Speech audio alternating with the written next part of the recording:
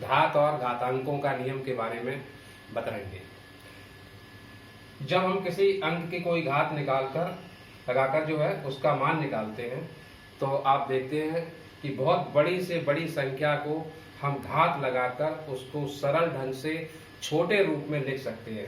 जैसे ये हमारे 10 लाख लिखे हुए हैं, 10 लाख को हम घात के रूप में 10⁻6, इसको कितने सुविधाजनक ढंग से और छोटे रूप में भी लिखा गया है। इसका मान और इसका मान, दोनों का मान बराबर है।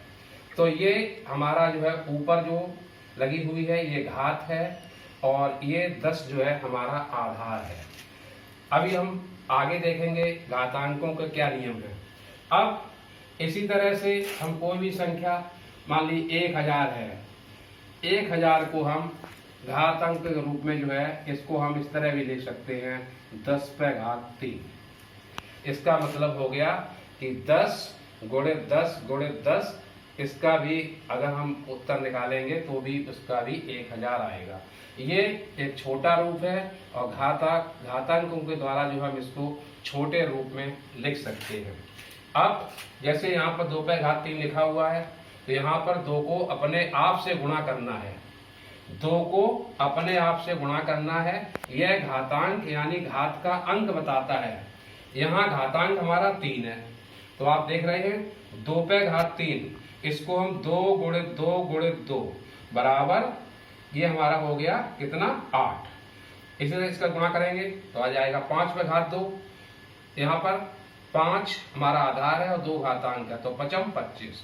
तो ये जो है इसी तरह 3⁻3, और इसको भी हम कितनी बार, 3 × 3 × 3, और इसका मल्टीप्लाई करेंगे तो हमारा आ जाएगा 27। घातांकों के अपने नियम हैं। जैसे कोई भी घातांक, देखिए जैसे हमने ये लिखा a⁻0, a⁻0 है तो इसका मान हमारा 1 होगा। a⁻0 हो उसका मान 1 होगा। अथवा जैसे हमारा 5⁻0 लिखा हो और इसका मान कितना होगा, तो 1 होगा। 3⁻0 हो और इसका मान 1 होगा। अगर आधार, ये हमारा आधार है और ये हमारी घात है, तो a⁻0 का मान हमारा 1 होगा। किसी भी जो हमारा बेस आधार है उसके ऊपर अगर 0 लगा हुआ है तो उसका मान 1 होता है। अब दूसरा नियम, अगर जैसे a⁻, हमारा जो है मान लीजिए m और गुणित a⁻m, जब आधार समान हो और घातें जो है अलग अलग हों, विपरीत हों, यानी घात आधार समान और घातें जो है बराबर न हो, तो हम उसमें नियम लगाएंगे a⁻m धन n। ये हो जाएगा जाकर के a⁻, ये हमारा आ जाएगा a⁻m प्लस n।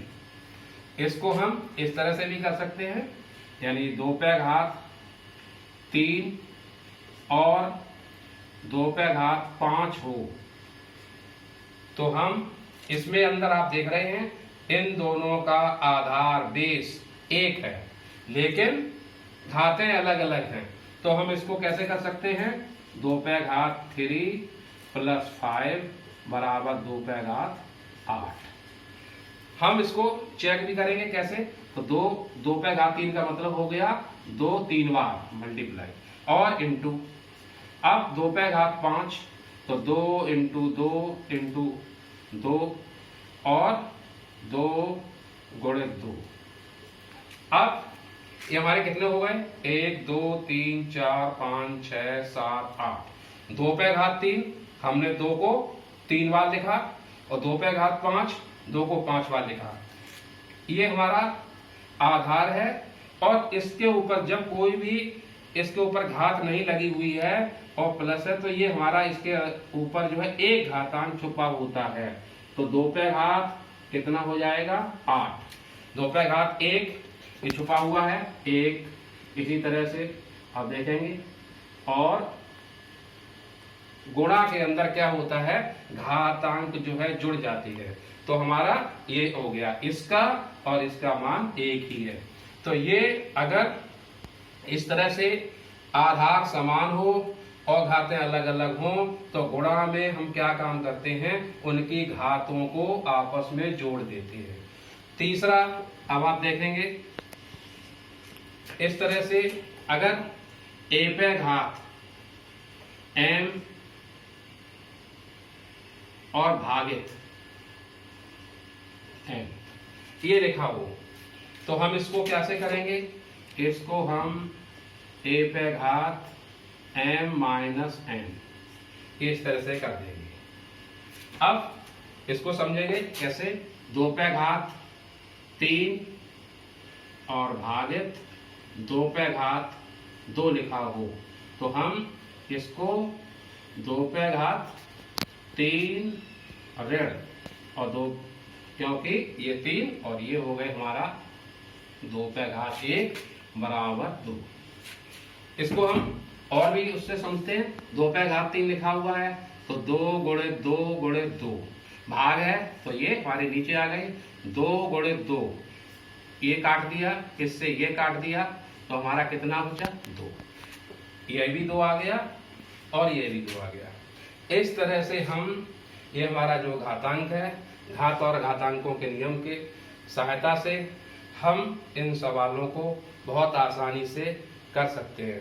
तो हमें उम्मीद है कि बच्चों ने आज जो है इसको आप सीखेंगे और कल इसी के और आगे हम जो है आपको बताएंगे जाकर के, जब आधार असमान हो और घातें समान हो, जब इनके आधार असमान हो और घातें समान हो तो उनको हम कैसे करेंगे। इसी के साथ धन्यवाद।